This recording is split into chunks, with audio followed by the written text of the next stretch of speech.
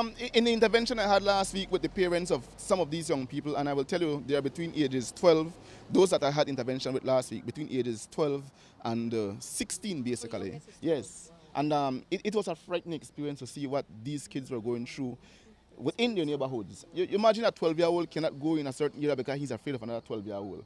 Could you imagine that?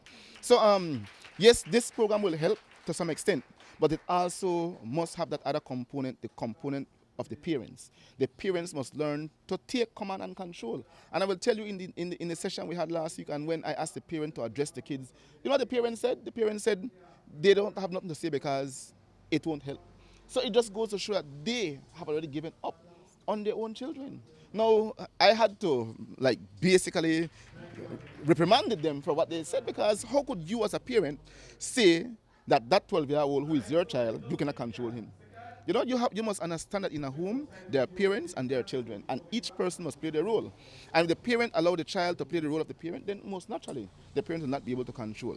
So we are imploring upon parents to please take responsibility for your children. Always ensure that you know where they are, what they're doing, and who they're with. And the minute you cannot find them, call them, seek them out, and get them home.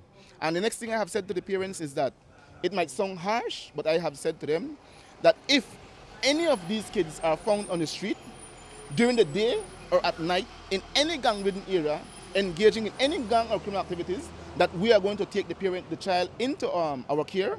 We're going to get the parent and we're going to charge the parent and take them to court. We are going to make an example of some of the parents so that they understand that it is time for them to take responsibilities for their children.